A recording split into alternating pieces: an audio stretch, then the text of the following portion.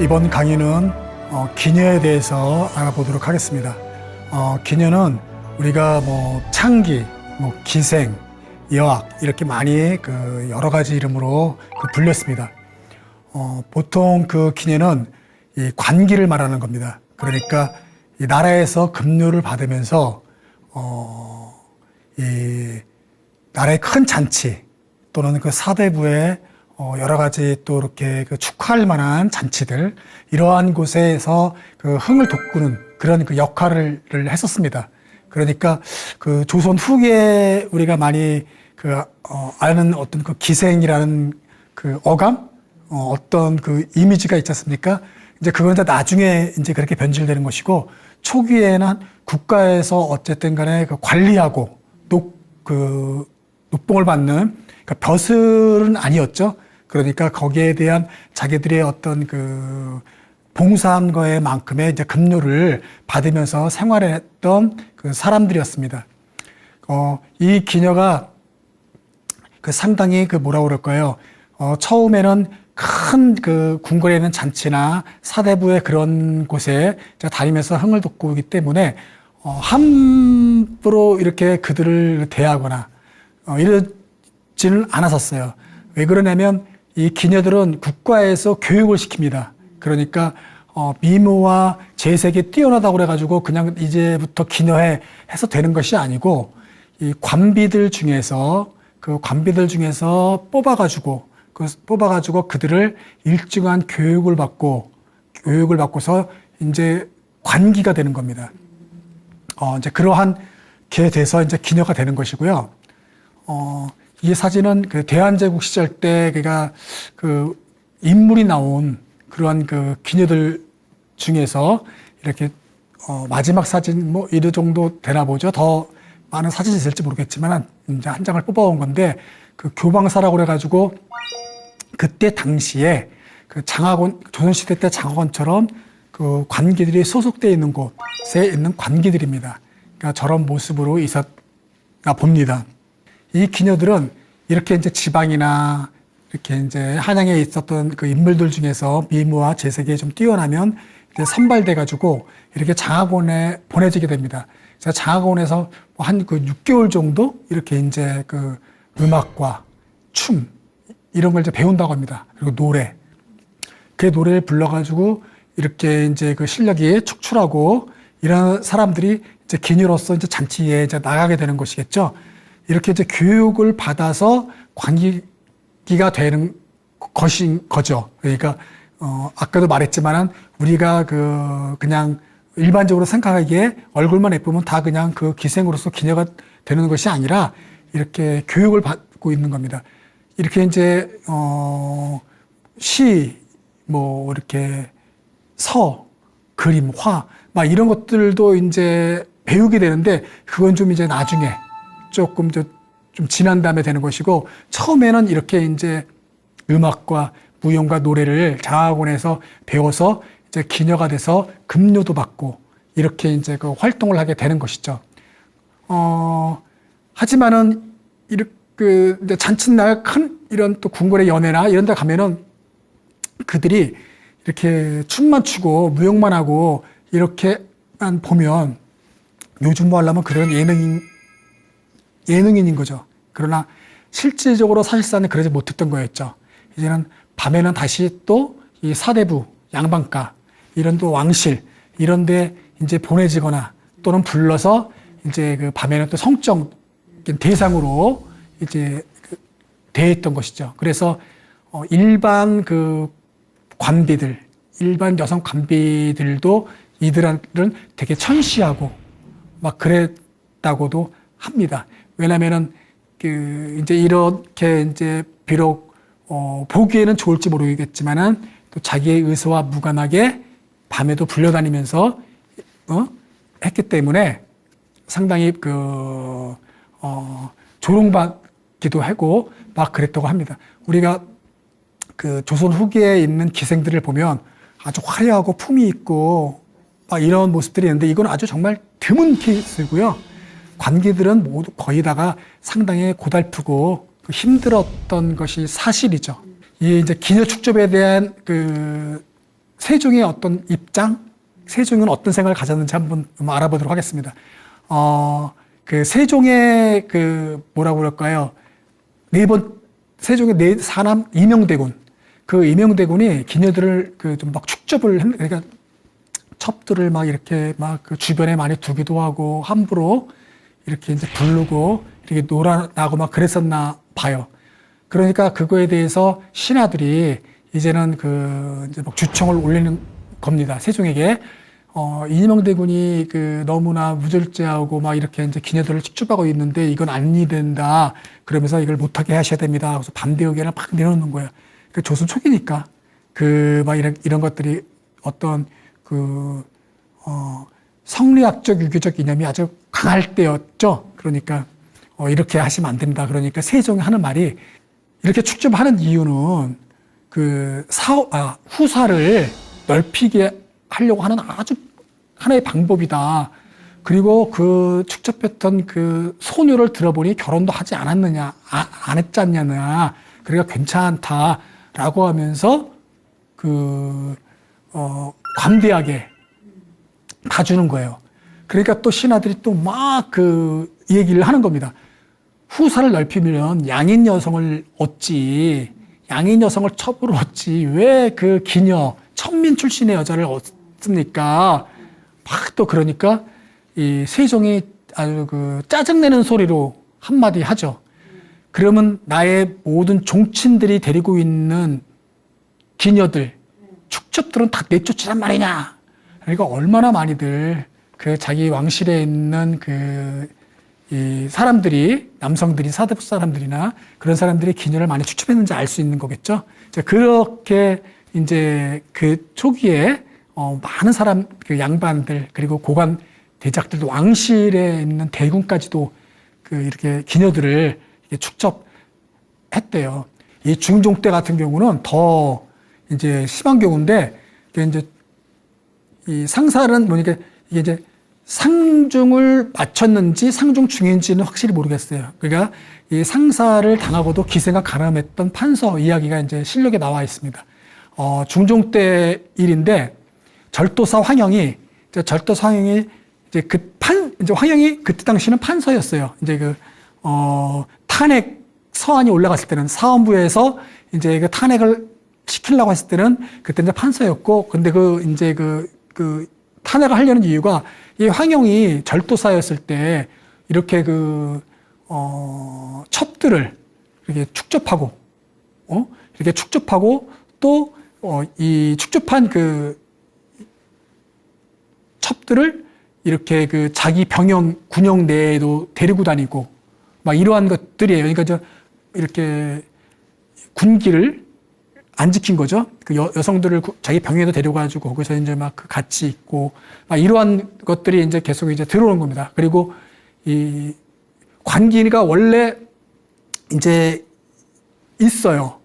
관청에 관하에 이제 다 절도사자가 병마절도사인데 상당히 높은 한 종삼품, 정삼품 정도 되는데 당연히 관기가 20-30명씩 있습니다. 그럼에도 다른 관리의 처분을 얘기하는 거예요.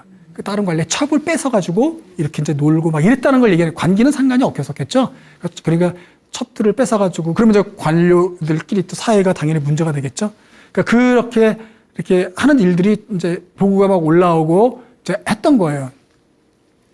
이제 그래서 그런 것만 끝난 것이 아니라 또 이제 자기의 부모님이 이제 위독하시다고 그래가지고 이제 휴가서를 내고, 이제 관직의 휴가서를 내고, 이제 또 자기 고향으로 가서, 자기 원래 있는 집으로 갔는데, 이 기생과, 소추풍이라고 그때 또 아주 유명했던 여성이 있었어요. 그러니까 이제 여기 이야기는 이제 사헌부에서 말하길 성종조에 이 황영이 또 상사를 당하고서도 그래서 휴가서를 내고 내려갔는데, 어버이 아프다고 그래가지고 내려놓고서 가가지고는 소추풍이라는 기생이 있는데, 이 소추풍은 또 성종과 또 아주 연문이 많았던 사람입니다. 이제 야사에. 이 소추풍이와 또 막 4-5일을 밤낮으로 있고 돌보지도 않았다. 막 이런 기록들이 있습니다. 그리고 나서 거기에서만 또 멈춘 게 아니라 돌아가시고 나서도 상사를 당하고 나서도 또 기생과 어울려가지고, 아주 그냥 파렴치범이다. 그러니까 이걸 파직해 달라는 그 사원부에서 이제 올린 거예요. 주청을 한 겁니다. 그런데 중종이 윤호하지 않아요. 그 정도까지인데도. 그러니까 하여튼 조선 초기 중기는 이런 분위기였 정도였습니다. 왕이 생각하는 게. 그러니까 이렇게까지도 그 판서를 파직시켜달라고 했음에도 불구하고 중종은 윤호하지 않았다라는 게 실록에 나왔을 정도니 그 상당히 뭐라 그럴까요? 이 기녀들에는 이 부르면 불리는 대로 가는 것이고 거저거나 거부 이런 거는 있을 수가 없는 것이라는 거죠. 이 경국대전에 이런 말이 있어요. 기녀는 첩으로 둘 수 없다. 관리가 기녀를 첩으로 둘 수 없다. 그러니까 이제 정리하자면 관리가 기녀를 첩으로 둘 수 없다라고 명시가 되어 있어요. 그럼에도 그거는 형식상 허울조 명문 규정이고 실질적으로는 그러지 않았습니다. 그러니까 사대부들도 이렇게 그 기생 한 명을 두고, 그러니까 기생을 한 명을 두고 서로 싸우고 또 막 그 패고 막 이래가지고 이 포도청에 끌려가거나 사원부에 끌려가서 곤장을 맞고 이런 일들이 막 기록이 나와 있어요. 여자 명예 문제로 막 이렇게 이제 그 막 뺏고 뺏기 이런 관계 속에서 이러한 그 싸움들이, 그러니까 그 정도로 정말로 가장 어쩌면은 천민들 중, 그리고 교육은 받았지만 자기의 의사와 무관하게 이렇게 이제 자기의 재능과 몸을 다 봉사했던 사람들이 또 이제 그 관기 중에서 이렇게 기녀들이 있는 것이죠. 자, 수청기생은 많이 들어봤죠. 우리가 이 춘향전에서도 변사또가 춘향이를 수청 들라고 했는데 거절해가지고 오해가 돼가지고 막 매맞고 막 그러지 않습니까? 그러니까 수청기생이에요. 그러니까 이 지방에는 이 미모가 뛰어나고 또 재색이 있는 사람들을 그 관기를 양성하는 소가 있는데 거의 교방이라고 합니다.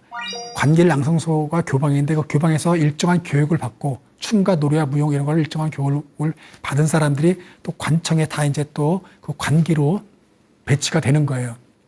그러니까 이 사또의 그 수청을 듣는 게 관기는 당연한 거예요. 그래서 그걸 듣지 않으면 관명을 거역하게 되는 거, 있을 수도 없는 일이죠. 원래 또 이것도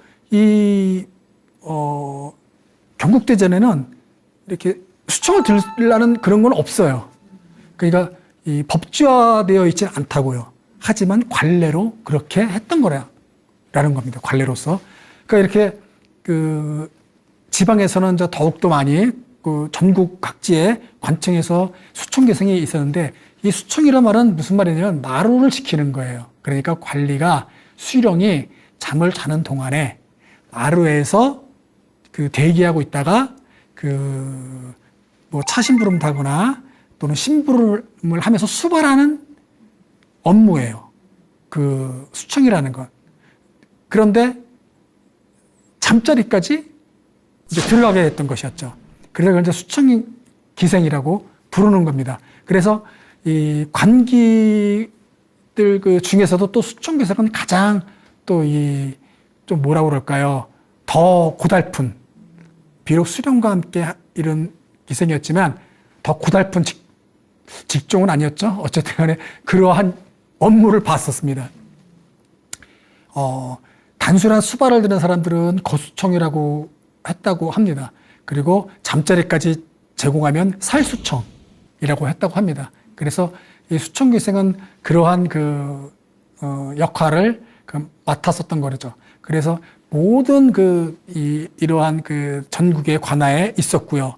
그리고 특히 변방, 그러니까 이 함경북도 그런 쪽, 평안북도 이런 쪽에 그 국경을 접하고 있어서 많은 이민족이 쳐들어올 수 있는 그런 지역 변방에는 기녀들을 아예 많이 파견했습니다. 왜냐하면 거기에 가 있는 군인들, 뭐 이렇게 이제 높은 관직에 있는 병마절도사나 뭐 평사나 이런 사람들은 가족을 데리고 갈 수가 없거든요. 그 위험직이 여기고 그리고 또 그 직분에 충실해야 되니까. 그래서 그 홀로 단신으로 가게 되고 거기에는 또 이렇게 그 기생뿐만 아니라 바느질을 하는 사람 또 식사를 준비하는 이게 다 관기들이 있는 거예요. 그 관기들 중에서 또 수청 기생이 저렇게 있는 겁니다. 그러니까 아주 그들을 위한 복지가 엄청나게 잘 되어 있던 거죠. 그러니까 이렇게 해서 많은 이 기생들이 그러니까 이 후기에 그들이 거기에서 기생을 하지 못하면은 할 수 있는 게 우리가 조선 후기에 알 수 있듯이 많은 그런 몸을 파는 유곽에서 하는 사람들이 이제 많이 이렇게 이제 형성이 됐던 배경이 이제 됐던 거였죠. 갑자기 이렇게 가난한 사람이 그렇게 될 수 있었던 거는 그러한 것들이 사회적으로 법으로는 안 됐지만 용납된 사회가 용인된 사회가 됐던 거였어요.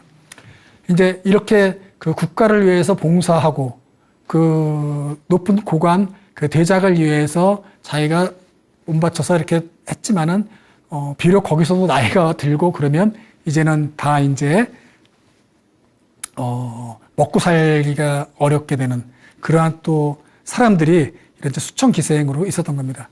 이제 저 그림은 기방 부사라고 해가지고 신윤복이 상당히 풍속화를 서민들 또 이렇게 양반들을 조롱하는 해악하는 그림들이 많이 지금 남아 있습니다.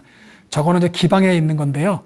이렇게 저 어린 기녀와 함께 놀고 있는 양반을 묘사한 거죠. 그리고 아마 스승쯤 되는 기녀겠죠. 스승이쯤 되는 기녀가 이제 살짝 보고 모른 척하는 모습을 아주 위트 있게 그려놓은 그런 그림인 거죠.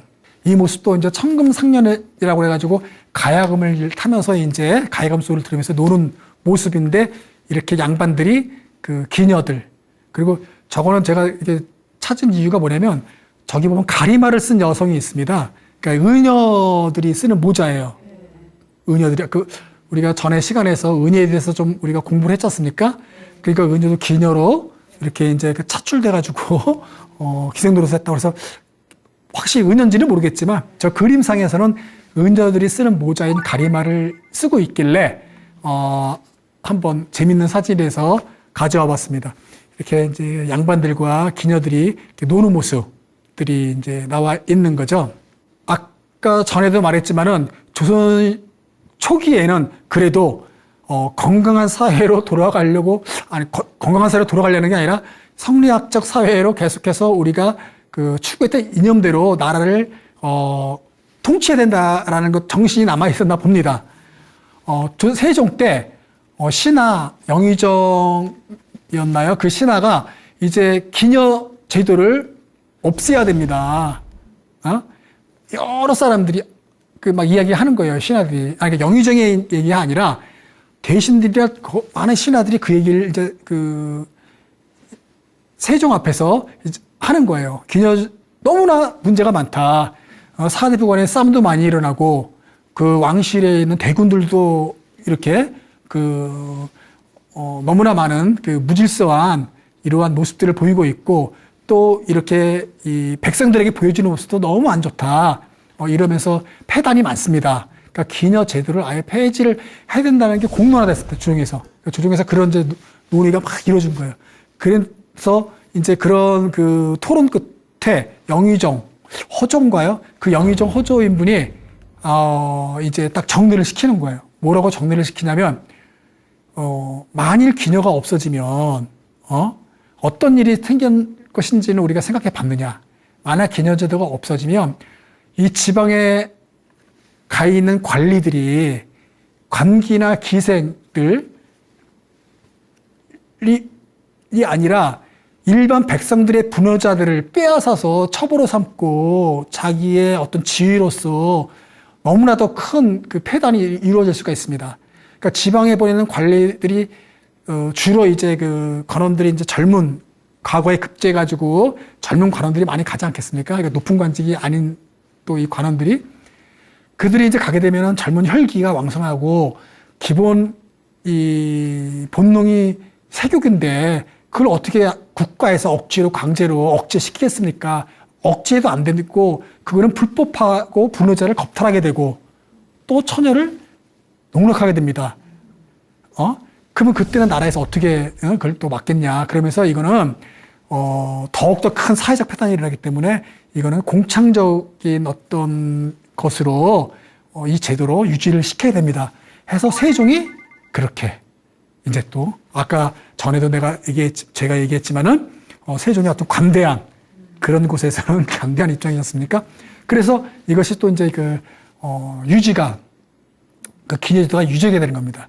그래서 공로가 한 번 됐다라는 데 의의를 갖는, 하지만 그 이후로는 더욱더 이 사회적 문제로 이제 일반 백성들까지 이제 사회적 문제가 됐던 것이었죠. 흥청망청 우리가 많이 들어보셨죠? 연산군 재임 때 생겨난 말이지 않습니까? 그 연산군이 그 의녀들 중에서 미모가 괜찮고 재색이 뛰어난 사람들을 뽑아가지고 자기 잔치에 불러내기 시작했던 거였죠. 왜냐하면 그들이 이렇게 대화할 수 있는, 자기들이 잔치상에서 자기 신하들의 높은 신하들을 데리고 잔치할 때 말상대가 될 수도 있고 이 잔치에 격을 올려준 거라고 생각을 했던 모양입니다. 특별한. 그래서 관기가 아니라 의녀들 중에서 차출을 해가지고 이제 기생을 만들었던 거였죠. 또 거기다가 이 연산군이 이렇게 지방에서 채용 준사라고 해가지고 아주 예쁜 미모가 뛰어난 사람들을 뽑아내서 거기에서 또 교육을 시켜가지고 이제 자기가 한양 근방에 놀러 갈 때도 한 1천여 명의 기록에 의하면 과장도 좀 됐을 수 있었겠지만 1천여 명의 이 기생들을 데리고서 놀아다니는 모습들이 이제 보여지게 되는 것이죠. 그렇게 많은 인원들이 이제 만들어지게 된 거는 전국에 그렇게 관리를 파견해서 뽑아왔는데 너무너무나 음악과 춤과 무용을 잘하는 그런 아주 재능이 뛰어난 사람들을 운평이라고 불렀죠. 그리고 거기다가 얼굴까지 몸매까지 아주 뛰어난 기생들을 흥청이라고 불렀던 거죠. 그래서 흥청과 운평과 또 막 급을 나눴습니다. 그 재능에 따라서 급을 나눴는데 그 대표적과 흥청, 운평을 데리고 다니면서 이제 잔치도 하고 놀고 그랬던 겁니다. 그렇게 다녔고 이제 흥청은 이제는 궁궐잔치까지 들어와서 같이 놀고 연산군 주변에서 아주 제일 가깝게 있었던 것이었죠. 잠자리까지 같이 하면서 있었다고 합니다. 그러니까 그렇게 이게 국사는 논의하지 않고 놀러만 다니는 거로 백성들에게는 당연히 보이겠죠. 뽑을 때부터 이미 다 소문은 났겠죠. 전국에서 뽑을 때부터 왜 뽑는지 백성들이 다 알았겠죠. 그리고 뽑은 흥청과 운평들을 데리고 이렇게 이제 놀러 다니고 그렇게 하니까 백성들이 했던 말이 흥청이 나라 망치는 망청이다 라고 했던 말인 거죠. 흥청이 나라 망치는 망청이다 라고 백성들이 부르면서 흥청망청이라고 생겨났던 거죠. 흥청이란 원래 말은 왜 연산군이 흥청이라고 그들을 불러줬냐면 아주 좋은 뜻이었어요. 원래 붙여주기 전에 좋은 뜻이었으니까 붙여준 거예요. 사악하고 더러운 것을 깨끗이 씻는다. 그러니까 너희들은 사악하고 더러운 것을 깨끗이 씻어라. 깨끗이 씻어내는 사람들이다. 라는 뜻으로 붙여준 거예요. 그 기생들한테 흥청이라 엄청나게 정말 높은 순 있는 그 뜻이었는데 이제 그게 기생들의 호칭이 되면서 그룹의 호칭이 되면서 아주 나쁜 말로 쓰였고 백성들은 흥청의 원래 뜻을 모르니까 기생들이 나라 망치는 망청처럼 있다고 그래가지고 오히려 연산군 때문에 이렇게 의녀도 기녀화되고 기생들도 지방에 있던 그들마저도 많은 인원들이 그 한양으로 와가지고 흥청의 이름을 갖게 되었던 겁니다. 그래서 흥청망청은 좋은 뜻이었던 이름이 연산군 때문에 이렇게 아직까지도 우리가 나쁜 뜻으로 이제 쓰이게 됐던 거죠.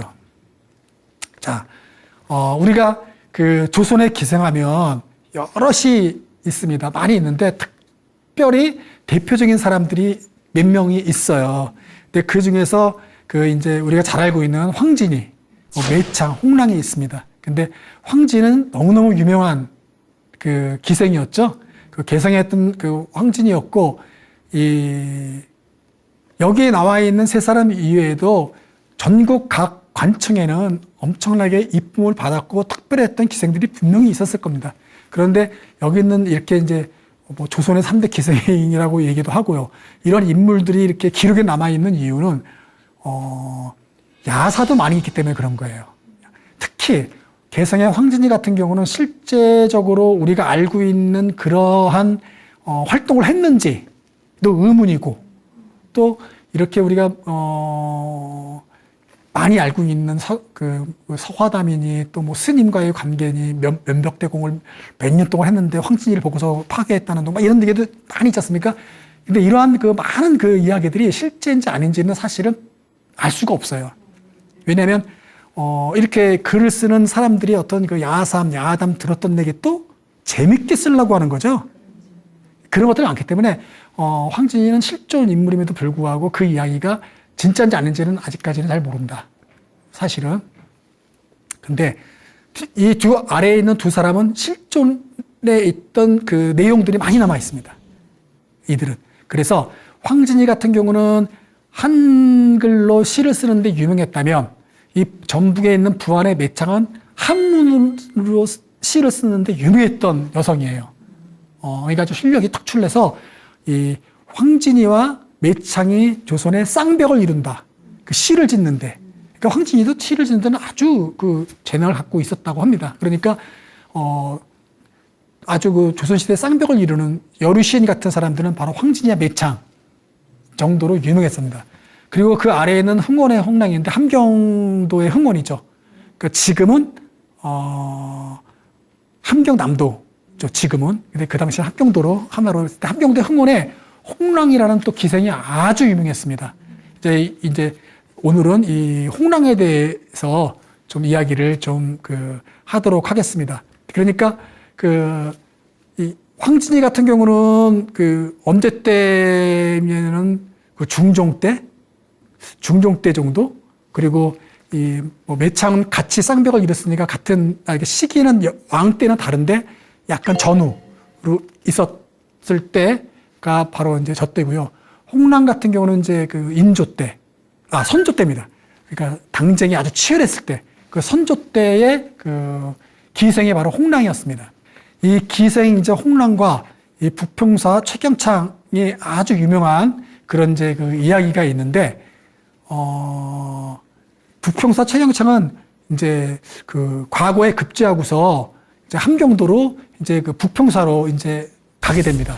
근데 부평사로 가게 되는데, 이 평사라고 하면은 병마절도사의 문관 보좌관 같은 직종이 한 종 6품 되나요?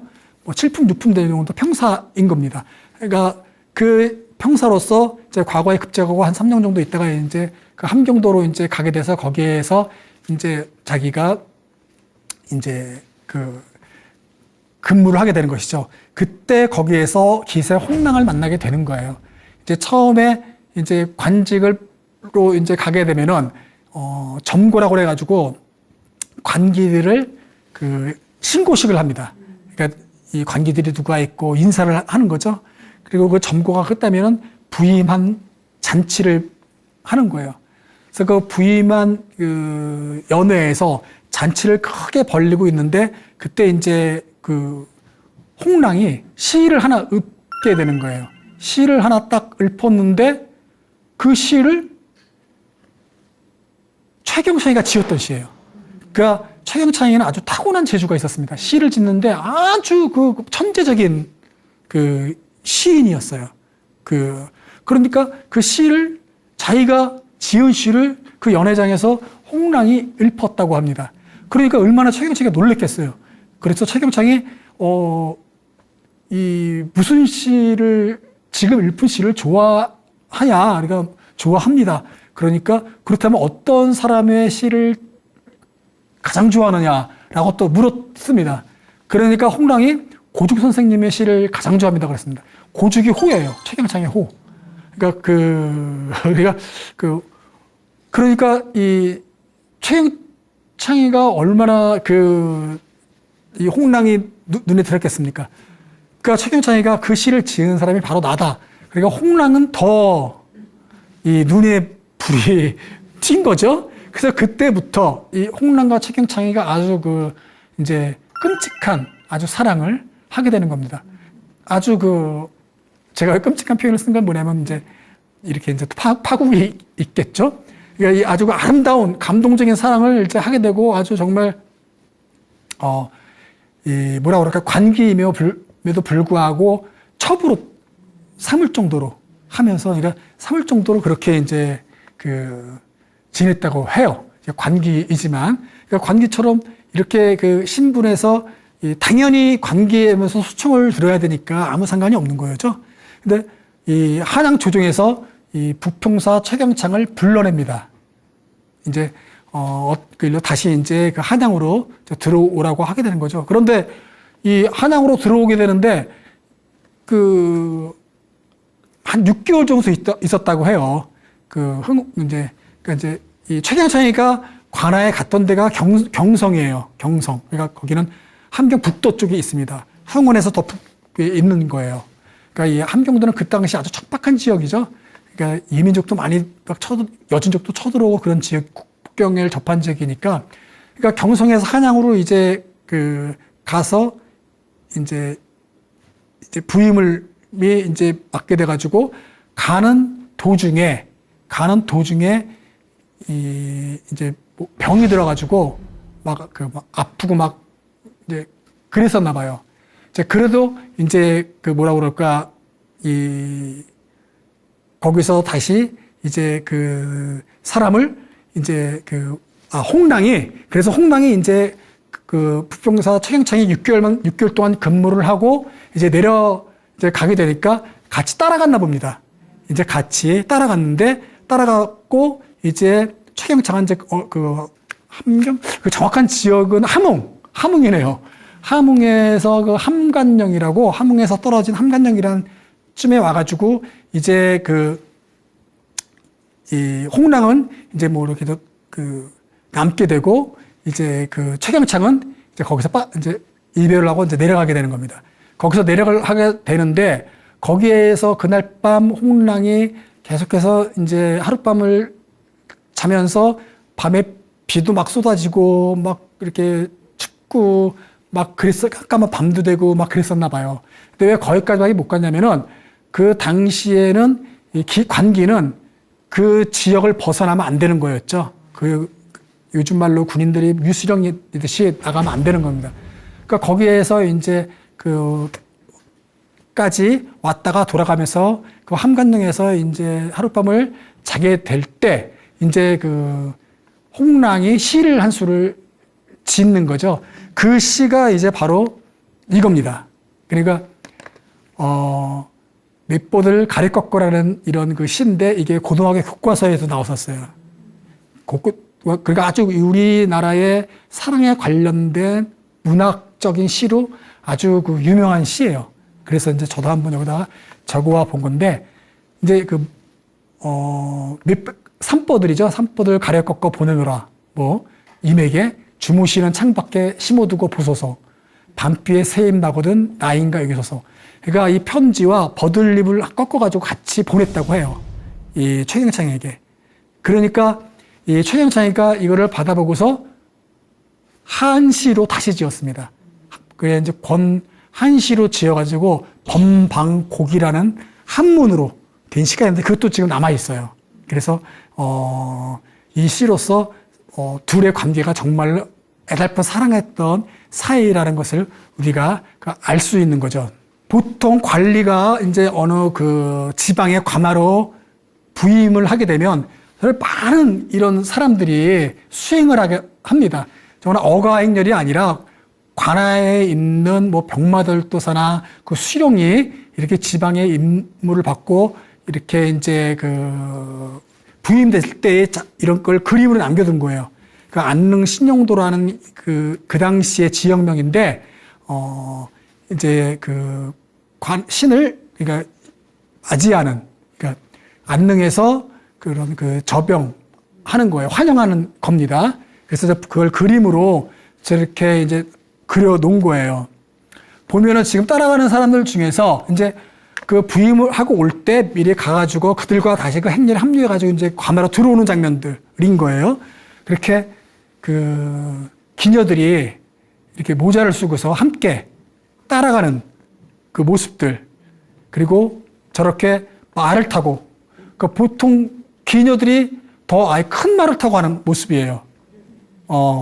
오히려 다른 사람들은 조랑말을 타고도 따라가는데 아주 뭐라 그럴까요? 그 관비였던 기녀들을 되게 대우해주는 어떤 그러한 것들을 우리가 또 느낄 수가 있어요. 그러니까 표면적으로요. 그러니까 제가 말하는 어떤 그 대우해주고 이러한 어떤 형식적으로도 이렇게 그들을 갖다가 뭐라 그럴까요? 그 꾸며주고 이런 거에 있어서는 최대한으로 다 해줬던 것 같습니다.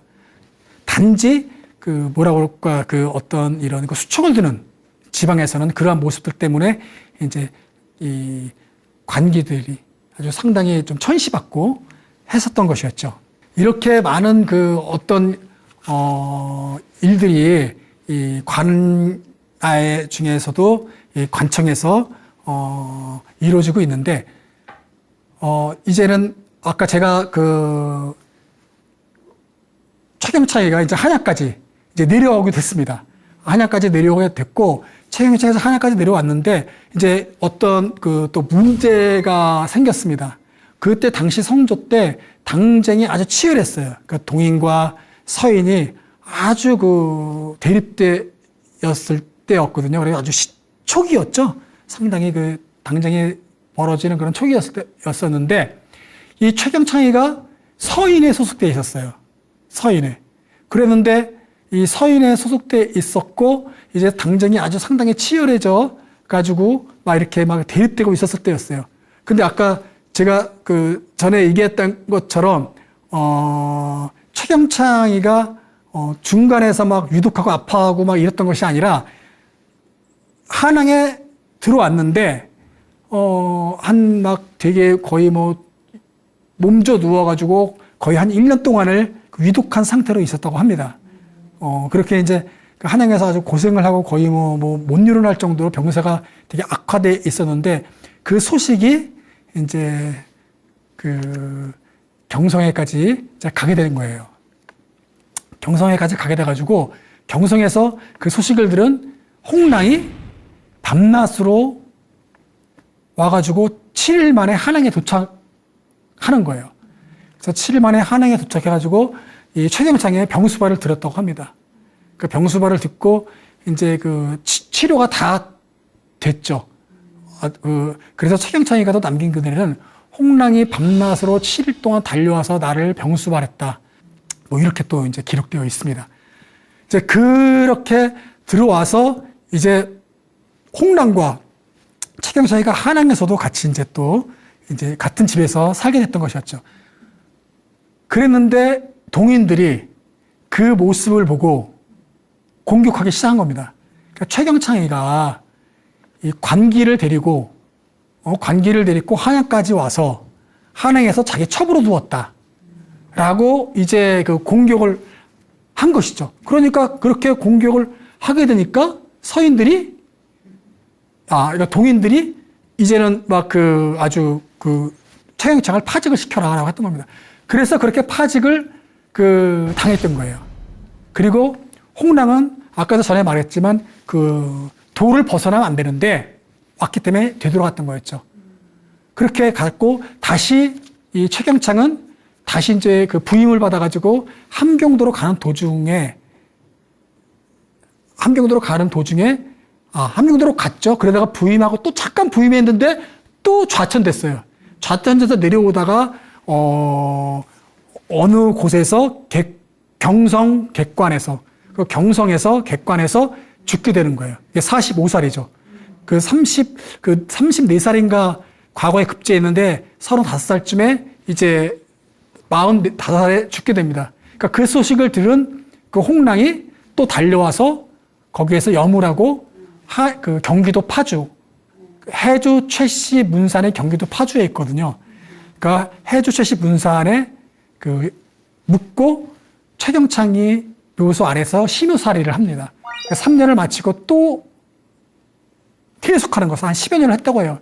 그래서 임진왜란이 일어났는데 그 임진왜란이 일어났을 때 이제 그 수많은 그 시 작품들을 홍랑이 갖고서 그 해주채 씨 문중에 그 다 유품을 전달했다고 합니다. 그래서 그 시나 많은 작품들이 아직까지도 남아있던 거예요. 그래서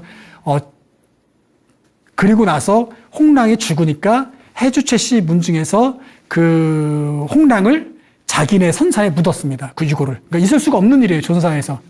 그 조선사에서 천민이 여자 기생을 데리고 자기 같은 그 해주채 씨 그 명문가에 묻을 수가 없는데, 그래서 지금 최경창 부부 합장묘 바로 아래 장묘를 해주고 1969년에는 그 비서까지 세워서 시인 홍랑지묘라고 비서까지 세워졌다고 합니다.